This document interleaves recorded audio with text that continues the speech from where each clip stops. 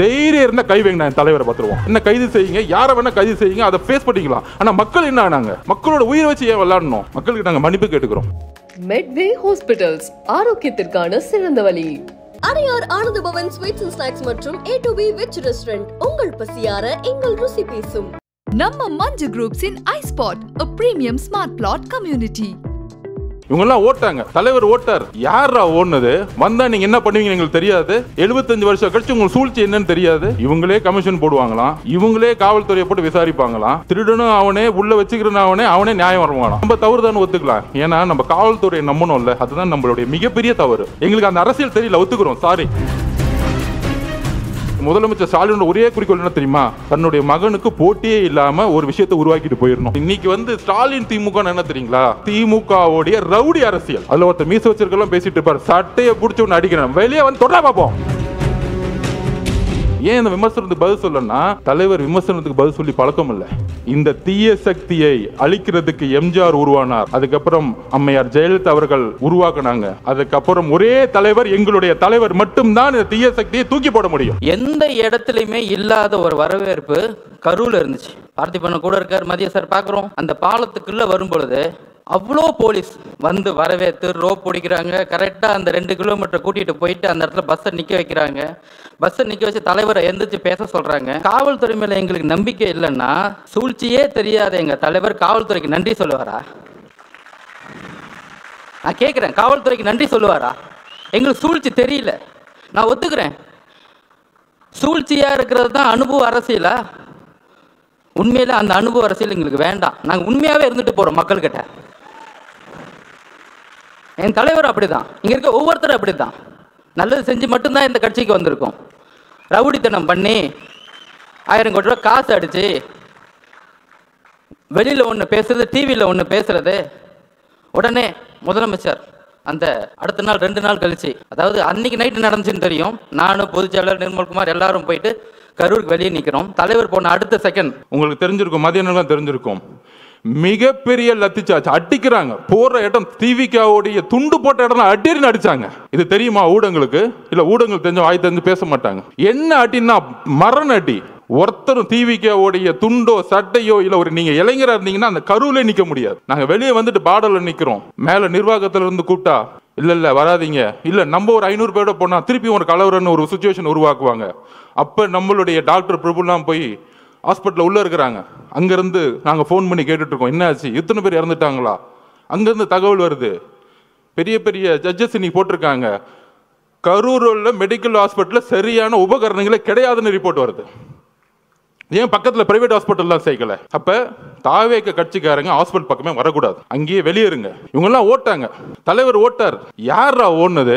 வந்தா நீங்க என்ன பண்ணுவீங்க எங்களுக்கு தெரியாது. 75 வருஷம் கழிச்சு உங்களுக்கு சூழ்ச்சி என்னன்னு தெரியாது. எம்ஜிஆரையும் ஜெயலலிதாவையும் சூழ்ச்சி பண்ணி என்ன பண்ணீங்கன்னு எங்களுக்கு தெரியாது. இதே மாதிரிதான் 97 கோர்ட் ஆர்டர் வாங்கி ஜெயலலிதா அரெஸ்ட் பண்ணிட்டாங்க.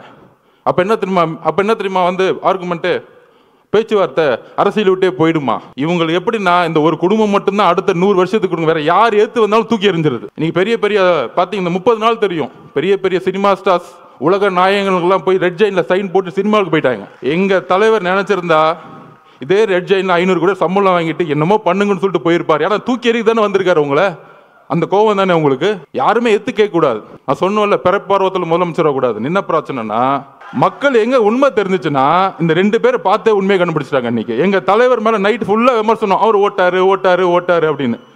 அந்த 2 பேர் கேமரா வேணுங்கன்னே கொண்டு வந்து வர வச்சு, அங்க நில்லுங்க, கேமரா நில்லுங்க, நாங்க 2 பேர் நிக்கிறோம்.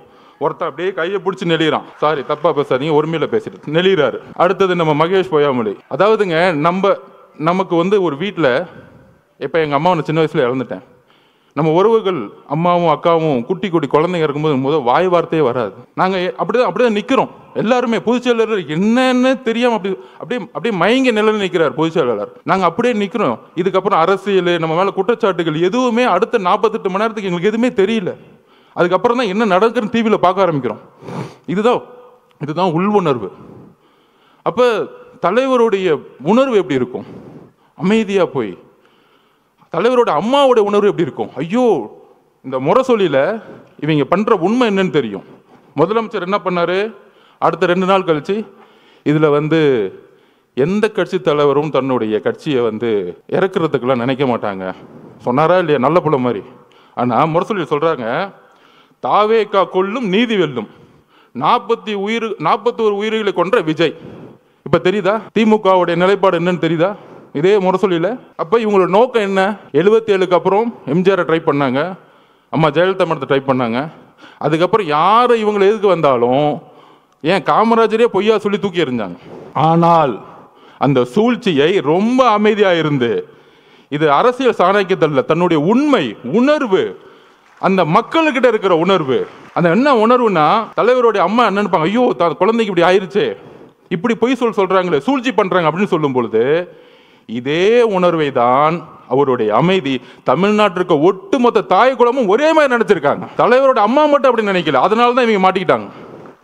அன்னைக்கு நைட் இவர் நடிக்க அந்த பிரச்சனையிலையும் கண்டிஷனை ஃபாலோ பண்ணுங்கன்னா ஆக்டிங் போட. ஆனால் நீங்கள் இதில் மகேஷ் பொய்யாமொழி மட்டும் பார்த்துருப்பீங்க. இன்னொரு நெப்போ கிட்ட ஒன்று வரும் காலையில் துபாயிலேருந்து கிளம்பி. அவர் ஏதோ துபாயில் போய் தமிழ்நாட்டில் ஒரு தியாகம் பண்ணுறதுக்காக அங்கே உண்ணாவிரதம் போன மாதிரியும், அங்கேருந்து இந்த மக்களுக்கு ஓடி வந்த மாதிரியும் வந்துட்டு ஒரு மணி நேரம் கூட ஹாஸ்பிட்டல் இல்லை. அந்த மக்களோட நமக்கு அந்த ரைட்ஸ் இருந்துச்சா, நமக்கு அந்த அதிகாரம் இருந்தால் அந்த மக்களோட கடைசி நிமிஷம் வரைக்கும் நம்ம இருந்திருப்போம். அந்த உயிரை எடுத்து கொண்டு போய் சமாதானம் பண்ணுற வரைக்கும், சமாதி கொடுக்குற வரைக்கும் இருந்திருப்போம். அப்படி ஒரு மணி நேரம் வந்துட்டு கடைசியில் ஒரு பேட்டி, ஏங்க இந்த தப்புலாம் பண்ண அவரை போய் ஏங்க கொஸ்டின் கேட்கல, தாவேக தலைவரை பார்த்து கொஸ்டின் கேளுங்க. இப்போ புரியுதா? பாவம் முதலமைச்சருக்கு உடம்பு சரியில்லை, அவருக்கு என்ன நடக்குதுன்னே தெரியாது. ஒரு பேப்பர் கொடுத்தா படிப்பார். சட்டசபையில் பாருங்க, எதிர்கட்சி தலைவர் 2 மணி நேரம் பேசுவார்.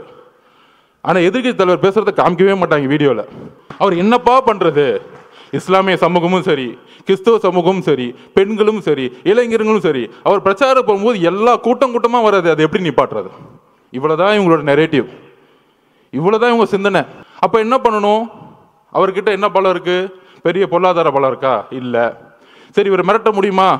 உன் குடும்பத்தை அதை பண்ணிடுவேன் இதை பண்ணிடுவேன், மிரட்ட முடியாது. பெரிய பெரிய நடிகர்கள்லாம் இன்னைக்கு மிரட்டி ரெட் ஜெயினில் சைன் போர்டு வச்சுட்டாங்க. உங்களுக்கு யாருன்னு தெரியும், அவங்க பேரை சொல்ல வேணாம். அவங்க இப்போ நமக்கு எதிராக பேசிக்கிட்டு இருக்காங்க. 5 வருஷத்துக்கு முன்னாடி மாற்றம் அப்படின்னு சொன்னவங்களாம் இப்போ இந்த பக்கம் போய், ஐயா நீ தான் ஏன் எனக்கு சைன் அப் போடு, நான் ஒரு படத்தை நடிக்கிறேன்னு படத்துக்கு போயிட்டாங்க. அன்னைக்கு எப்படி நைட்டு நடிச்சாங்களோ, வாழ்க்கை முழுசும் நடிச்சு நம்பர் 1 ஆனவருக்கு நடிக்கவே தெரியாதவங்க வந்து நடிச்சாங்கன்னா இவர் தெரியாதா தலைவருக்கு? அப்படி அன்னைக்கு நைட்டு மாட்டி முதலமைச்சர் அப்படி வந்து அடுத்த நாள் அறிக்கை, முதலமைச்சர் மட்டும் இல்ல, ஹோம் செக்ரட்டரி கோர்ட்ல கேஸ் ஃபைல் பண்றாங்க. கோர்ட்ல கேஸ் ஃபைல் பண்ணி எக்ஸ்பார்ட்டி ஆர்டர், தாவேக்கே கிடையாது, யாருமே கிடையாது, திமுகவே கேஸ் போடுமா, திமுகவுடைய அரசு வக்கீலே ஆர்குமெண்ட் பண்ணுவாராம். அதுக்கப்புறம் நான் எதுவும் சொல்ல முடியாது, ஒரு ஜட்மெண்ட் வருது. அன்னைக்கு தலைவர் கூப்பிட்டார் இமீடியட்டா, தோழர்களே இவங்களுடைய சதி சூழ்ச்சி, கரூருடைய சூழ்ச்சிகள் நம்ம ஒட்டுமொத்த கட்சியும் அழிக்கிறதுக்கான வேலையை செய்ய ஆரம்பிச்சிட்டாங்க. அதுல துரைமுருகன் பேசுறாரு, யாரு கட்சியோட பொதுச் செயலாளர், ஒரு நம்பர் கமிஷன் விசாரிக்கும், விசாரிச்சுட்டு உண்மை இருந்தா விஜய் மேல, தலைவர் விஜய் மேல வந்து நடவடிக்கை எடுப்போம், நாங்க அதுக்கெல்லாம் பயப்பட மாட்டோம். இவங்க சூழ்ச்சி எங்க வந்துச்சுன்னு பாத்தீங்களா? இவங்களே கமிஷன் போடுவாங்களாம், இவங்களே காவல்துறையை போட்டு விசாரிப்பாங்களாம், திருடனும் அவனே, உள்ள வச்சுக்கிறனும் அவனே, அவனே நியாயம் வருவாங்களாம். இதுதான் இவங்க பஞ்சாயத்து. அதிகாரம் மமதை. அப்பதான் சொன்னார், ஒரே ஒரு மீட்டிங், சுப்ரீம் கோர்ட் போங்க, நம்ம நியாயம் ஜெயிக்கும்னு சொன்னார். ஃபர்ஸ்ட் நம்பிக்கை கொடுத்தது அவர் தான். இந்த சும்மா சொல்றாங்க பாருங்க, இவர் ஆலோசனை கொடுக்கிறாரு, அவ்வளவு ஆலோசனை கிடைக்கிறாரு, எல்லாத்தையும் பார்த்து தான் வந்திருக்காரு. அவருக்கு எந்த ஆலோசனையும் தேவையில்லை. அவர் சொன்னா செய்யறதுக்கு இங்க இருக்கவங்க எல்லாரும் இருக்கிறோம், 1.5 கோடி பேர் இருக்கும் சொல்ற செய்யறதுக்கு. எங்களுக்கு அவரை பத்தி உங்களுக்கு தெரியாது, அதிகமா பேச மாட்டார். தலைவர் விஜய் அவர்கள் தான் செயல். நீ பேசி அழிஞ்சுக்கிட்டு இருக்க, அவர் செயல்ல வந்து ஜெயிச்சுட்டு போயிட்டே இருப்பார். இந்த கரூர் இன்சிடென்ட், கரூருக்கு முன் கரூருக்கு அப்புறம்னு சொல்லலாம். இந்த 41 குடும்பத்தையும் தலைவர் இங்க வந்து பார்த்தாரு. ஏன் பார்த்தாரு? உடனே அனுதாபம்லாம் நம்ம அங்கதானே போகணும், இவர் ஏன் அங்க போல, கரூருக்கு ஏன் போல? அதுக்கு நான் பதில் சொல்றேன். கரூர் காவல்துறை இருக்கு பாருங்க, ஒரு வினோதமான காவல்துறை. நம்ம பார்த்திபனுக்கும் மதியனுக்கும் தெரியும். 8 நாளுக்கு முன்னாடியே 9 நாளுக்கு முன்னாடியே மனுவை கொடுக்குறாங்க. அது நம்ம தவறு தான் ஒத்துக்கலாம், ஏன்னா நம்ம காவல்துறையை நம்பணும்ல, அதுதான் நம்மளுடைய மிகப்பெரிய தவறு. எங்களுக்கு அந்த அரசியல் தெரியல, ஒத்துக்கிறோம், சாரி, மக்களுக்கு நாங்கள் மன்னிப்பு கேட்டுக்கிறோம். அந்த ஒரு தவிர நாங்கள் எதுவும் செய்யல. எங்க மதியனும் பார்த்திபனும் பொதுச் செயலாளரும் காவல்துறை போய் நம்பினாங்க. அப்ப காவல்துறை ஒரு இடத்துல நம்ம வந்து கேட்கிறோம், ஒரு 6 இடம் கேட்கிறோம். அப்புறம் காவல்துறை இருக்க டிஎஸ்பி, ஒரு சிறப்பு வாய்ந்த நேர்மையான டிஎஸ்பி, நம்ம விஜயகாந்த் சாரோட ஒப்பிடலாம், சினிமாவில் வர மாதிரி. அவர் தான் டிஎஸ்பி செல்வராஜ் அவர்கள். அப்படி அச்சுன்னு தும்முனா கூட கட்சி எடுத்துட்டு போவார். யாரு? நம்ம செந்தில் பாலாஜிக்கு கட்சி எடுத்துட்டு போறவர் தான் அவரு. அந்த இடத்துல அப்படி ஒரு ஆளை போட்டு வச்சிருக்காங்க. இருக்கு, வந்துட்டாரு உங்க அப்பா, சிபிஐ வந்திருக்காங்க, டெல்லியில இருந்து வந்திருக்காங்க. சொல்றீங்களா 600 பேரை போட்டோம், அதுல ஏடிஜிபி சொல்றாரு 500 பேர் போட்டோம், இன்னொரு அமைச்சர் சொல்றாரு இல்ல நாங்க 700 பேர் போட்டோம். அதோ எல்லாம் ஸ்டேட்மெண்ட் கொடுத்தோம். முதலமைச்சர் முதற்கொண்டு என்கொயரி பண்ணணும் இந்த விஷயத்துல, தவறா தகவல் சொன்னதுக்கு. அண்ணன் மனு கொடுக்குறாரு. அந்த டிஎஸ்பி பார்த்திப மன்னன் கூட சண்டை போடுறாரு. எல்லாம் பதிவு இருக்கு, எல்லாம் சொல்லுவார் அண்ணன். என்ன சண்டை? அதுல கலெக்டர் ஒரு சர்க்குலர் அனுப்புறாரு. என்ன சர்க்குலர்? 4 இடம் நீங்க எதை வேணா சூஸ் பண்ணிக்கலாம்.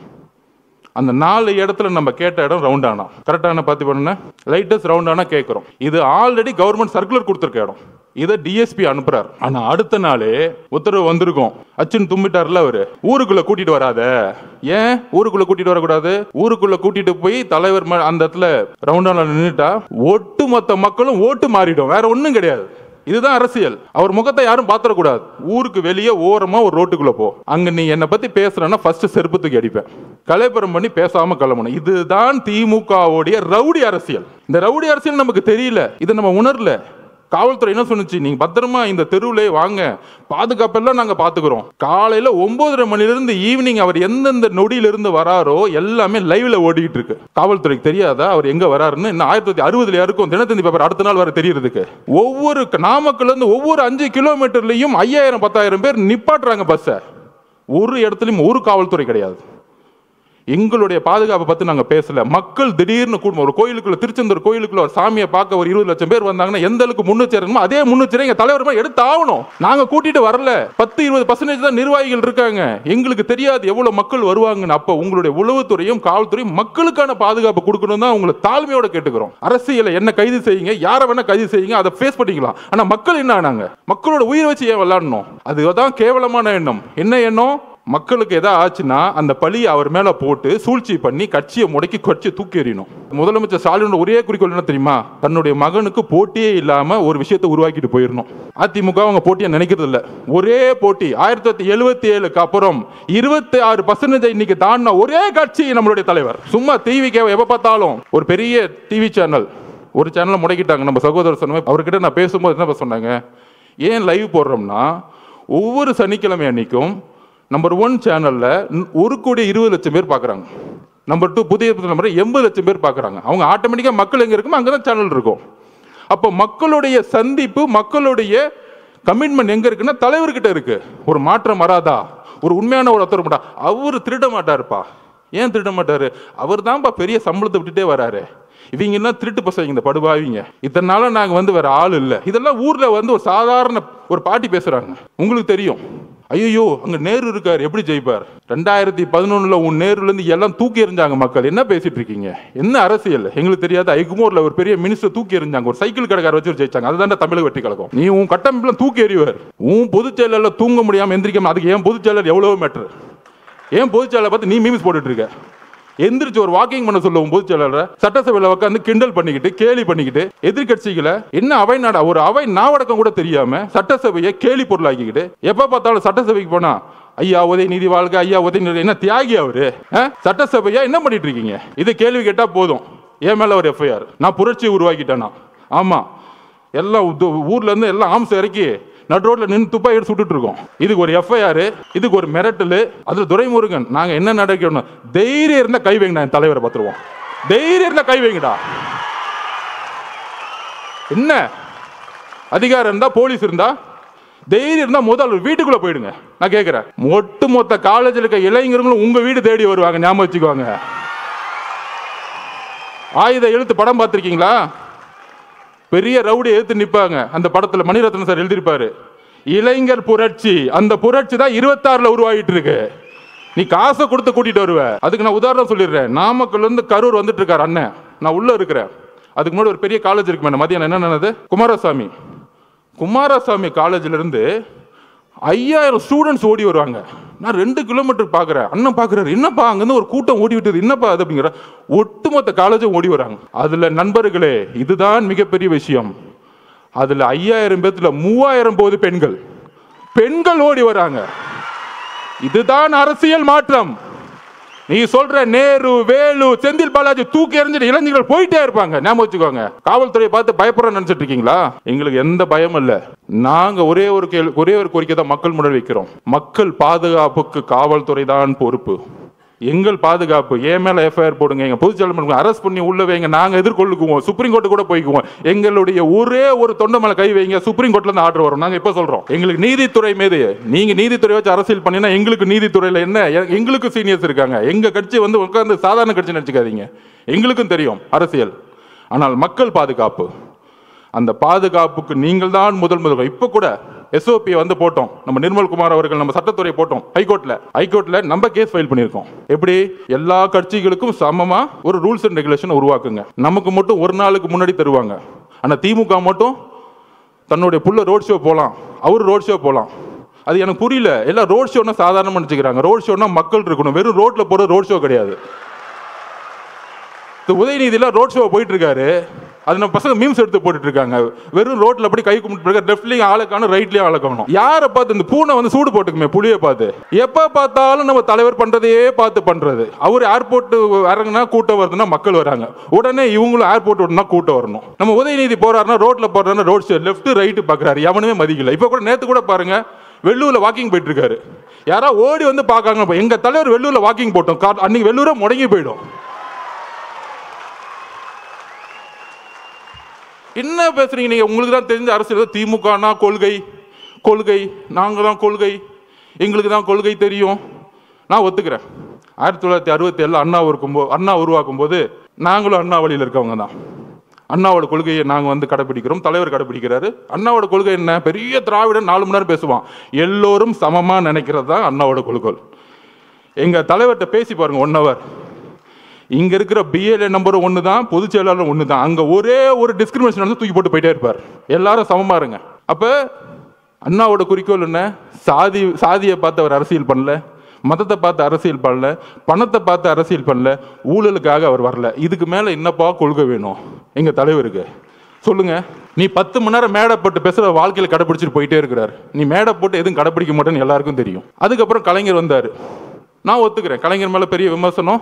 2 விஷயம் இருக்கு, குடும்ப ஆட்சியும் ஊழலும். அதுல பெரிய விமர்சனம். இன்னொன்னு சமூக நீதியை கொஞ்சம் உருவாக்குனாரு, அதுல எங்களுக்கு எந்த விதமான இல்லை. ஏன்னா தலைவருக்கு கலைஞரே பிடிக்கும், அதை கூட நாங்க ஒத்துக்கிறோம். இப்ப இருக்கிற ஸ்டாலின் திமுக இருக்கு, அவர் விமர்சனம் பண்ணி பிரயோஜனம். அவருக்கு உடம்பு சரியில்லை, அவர் நடந்துகிட்டு இருக்காரு, ஆனா சுத்தில என்ன நடக்குன்னு தெரியாது. கரூர்ல பேட்டி கேட்கறாங்க, வந்தாரு, எழுப்பி விட்டாங்க. ஐயோ உங்க பையனுக்காக போங்க, அப்பதான் பழியெல்லாம் தூக்கி விஜய் சார் மேல போட முடியும், நீங்க தயவு செஞ்சு எந்திரிச்சு போங்கன்னு சொன்னா அவரும் வந்துட்டாரு. 5 வருஷமா எந்த சாவுக்கும் போலையாம். போன்ல அஜித் குமார் கூப்பிட்டு அம்மா மன்னிச்சுக்கோமான்னு சொல்லுவாராம். ஆனா தாவே மேல குற்றம் சொன்ன கிளம்பினாரு பாருங்க, சார்ட்டர் ஃபிளைட் பிடிச்சு. அந்த சார்ட்டர் ஃபிளைட்டை எப்போ புக் பண்ணாங்க, எப்படி வந்துச்சு, எப்படி நைட்டோட டேட்டா கிளம்பினாருன்னா அடுத்து சிபிஐ என்கொயரி வச்சுக்கலாம். அதை அப்புறம் வச்சுக்குவோம். அதுக்கு தான் உச்ச நீதிமன்ற நீதிபதி போட்டிருக்காங்களே, அவர் வரட்டும், பெரியவர் வரட்டும், அங்க நம்ம முறையிடுவோம். அப்ப அவருடைய குறிக்கோள் இன்னைக்கு வந்து ஸ்டாலின் திமுக என்ன தெரியுங்களா? ஒண்ணுமே இல்லை. அவர் உடம்பு சரியில்லை, அமைதியாயிட்டாரு. சட்டசபையில் ஒரு பேப்பர் கொடுப்பாங்க, ஒரு மீடியா மீட்டிங்னு வச்சுக்குவாங்க, அவர் வந்து பேசுவாரு. இன்னொன்னு கூட நம்ம பசங்க ட்ரோல் பண்ணாங்க, நம்ம பசங்க இருக்காங்களே ஜென்சி பசங்க, அடுத்த கேள்வி இவரே சொல்லுவார் மீடியால, அந்த கேள்வி தான் நான் பதில் சொல்றேன் அப்படின்னு. இதுதான் ஸ்டாலின் திமுக. ஆனா அதை இயக்கக்கூடியவங்க 2 பேர், மருமக மக. எனக்கு அங்க தெரியும் என்ன சிஸ்டம்னு எனக்கு தெரியும், நான் அடிக்க முடியும். உன் டிஎன்ஏ எனக்கு தெரியும், என்ன தப்பு பண்ணுவீங்கன்னு எனக்கு தெரியும். எம்ஜிஆருக்கு அப்புறம் அந்த கட்சியை தெரிஞ்ச ஒரு ஆள் நான் தான். உங்க டிஎன்ஏ, உங்க துரோகம் எல்லாம் எங்களுக்கு தெரியும். அப்ப அண்ணங்கிட்ட அப்பயே சொன்னானே, இதெல்லாம் பண்ணுவாங்க, இந்த சூழ்ச்சிக்கெல்லாம் பண்ணுவாங்க, சுப்ரீம் கோர்ட்டு நீங்க சொன்ன உடனே போயிடலான்னு. 16வது நாள் அமைதியாயிட்டோம். இன்னைக்கு ஸ்டாலின் சாரோடைய திமுக மருமக ஒரு லெவல்ல இருப்பார், மருமகன் சீஃப் செக்ரட்டரி. தாவேக்காவை எப்படி அழிக்கணும், இதுதான் அஜெண்டா. அதுக்கு தான் பெண்ணு 20 கோடி.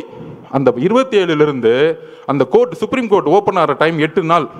ஒன்னு லீகல் ஃபைட், மீடியா நம்ம திறக்கவே முடியாது, எல்லாரும் கைது, மாவட்ட செயலர் கைது, எல்லாரும் ஓட விடு. அன்னைக்கு காலைல நிர்மல்குமார் அவர்கள் உயர் நீதிமன்றத்தில் போய் மென்ஷன் பண்ணார். இன்னைக்கு 28ஆம் தேதி சண்டே மார்னிங் அறிவு சார் எல்லாரும் போய், ஐயா உயர் நீதிமன்றத்தில் போய், ஐயா தப்பு நடந்திருக்கு, போஸ்ட்மார்ட்டம் அவசரமாக பண்ணிக்கிட்டு இருக்காங்கன்னு ஒரு மனுவை கொடுக்குறாரு. அவர்கிட்ட பேசுறாரு நிர்மல்குமார் அவர்கள். காலங்காலத்தில் நாங்களே வந்து தலைவர்கிட்ட சொல்லிட்டு அண்ணா தப்பு நடக்குதுன்னு நம்ம, ஆனால் அன்னைக்கு அந்த கேஸ் எடுக்கல. உயர் நீதிமன்றம் வெக்கேஷன் கோர்ட்டில் ஆயிடுச்சு. எல்லா தகவலையும் சொன்னோம். அந்த ஒரு வாரம் நீதித்துறைக்கும் போக முடியல, மீடியாக்கிட்டையும் போக முடியல. ஏன் மீடியாட்ட கூட அவங்க மட்டும்தான் பேசுறது கேட்கணுமா? அதுல ஒருத்தர் மீச வச்சிருக்கலாம் பேசிட்டு இருப்பாரு, சட்டையை பிடிச்சி ஒன்று அடிக்கிறேன், வெளியே வந்து தொடர பார்ப்போம்.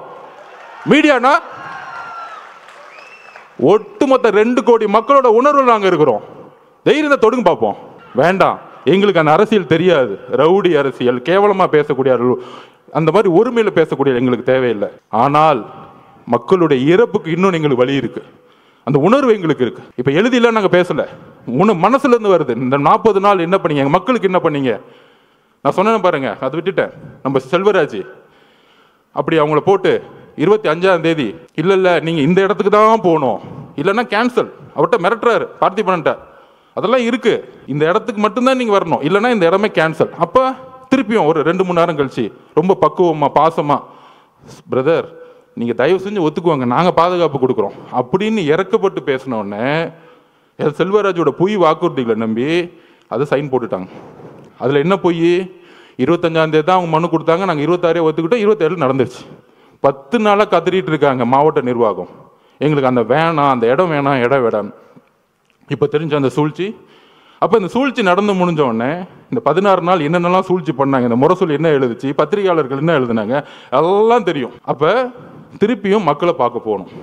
எப்படி திருப்பியும் கரூர் இருக்கிற, அதாவது எந்த இறப்பா இருந்தாலும் முதல் சஸ்பெண்ட் பண்ணுவாங்க. டிஎஸ்பியும் எஸ்பியும் முதல் ஒரு பேசிக்கா சஸ்பெண்ட் பண்ணுவாங்க, ஒரு துறை ரீதியான என்கொயரி பண்ணுவாங்க. ஏன் பண்ணல? இதுதான் ஒரு கூட்டு சதி. 120 யாரு? First hospital owner Senthil Balaji, அப்புறம் உதயநிதி ரசிகர் மன்ற தலைவராக இருந்தவர் திரு மகேஷ், நடிக்கவே தெரியாததுக்கு ரசிகர் மன்றம், அதை விட்டுருங்க அந்த இடம்.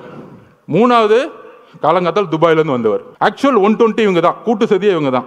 ஏன் திண்டுக்கல்ல இருந்து ஐ பெரியசாமி என்ன வரல? அவங்க எல்லாம் கலைஞர்கிட்ட இருந்து அரசியல் கத்துக்கிட்டாங்க. மக்களை சாவடிக்கூடிய அரசியல் திமுக இருக்க சீனியர் செய்யவே மாட்டாங்க.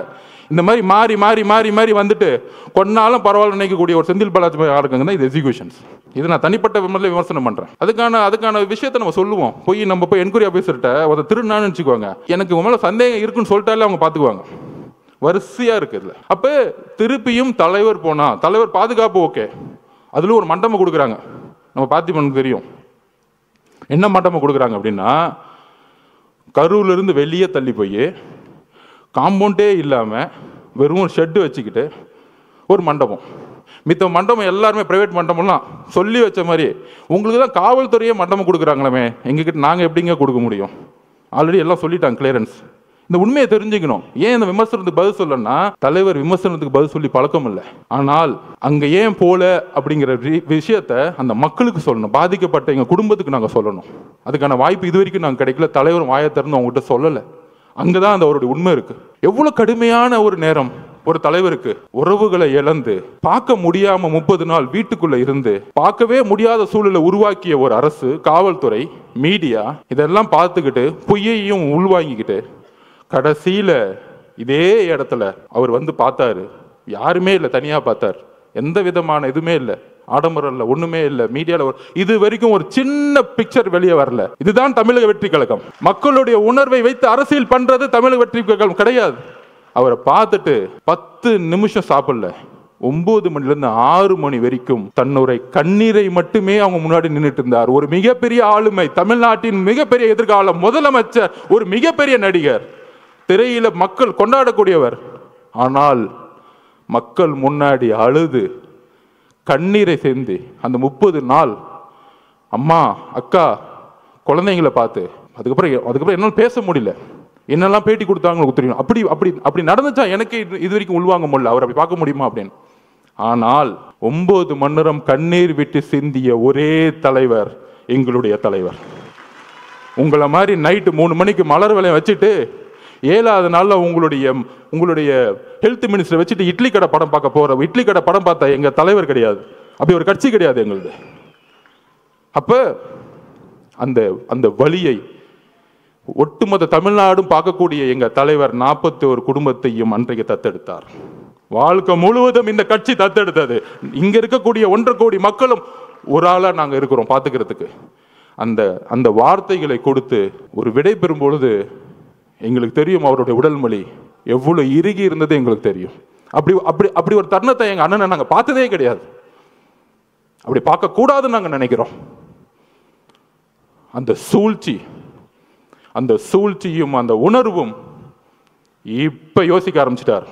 எந்த மக்களை நீங்க கை வச்சீங்களோ, பொதுவா அமைதிக்கு பின் புயல் வரும். இப்ப புயலுக்கு பின் அமைதி வரும்னு சொல்லுவாங்க.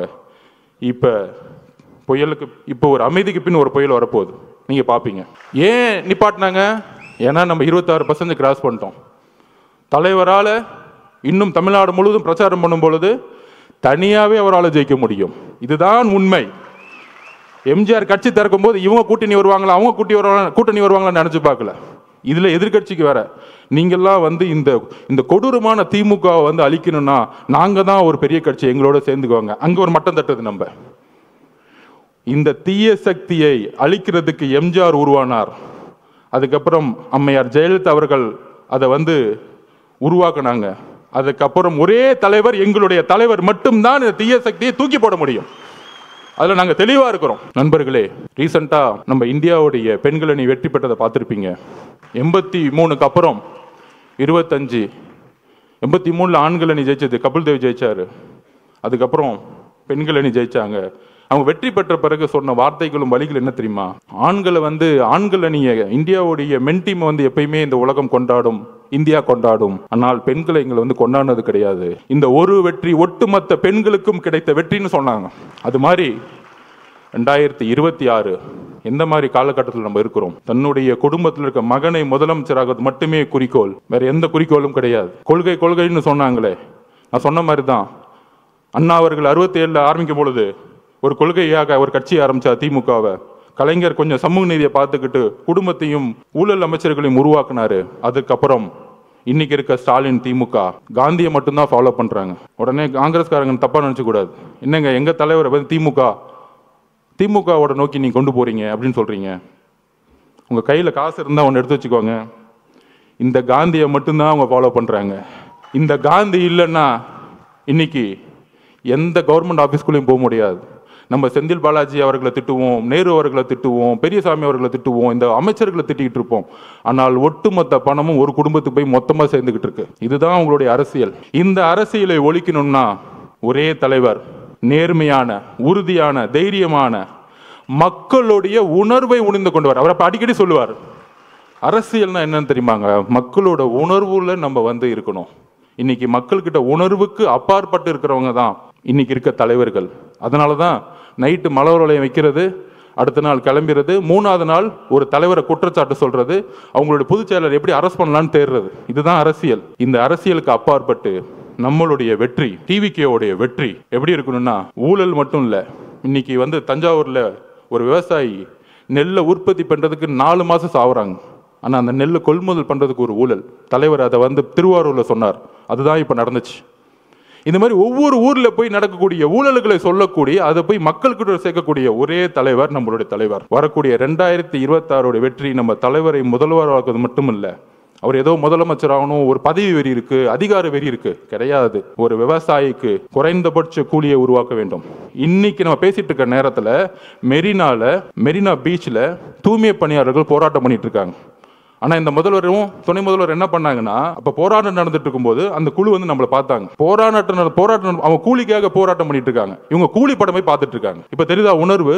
தூய்மை பணியாளர்கள் கூலி கேட்டு போராட்டம் பண்ணிட்டு இருக்கும்போது கூலி படத்துக்கு ரிவ்யூ பண்ணிட்டு இருக்காங்க.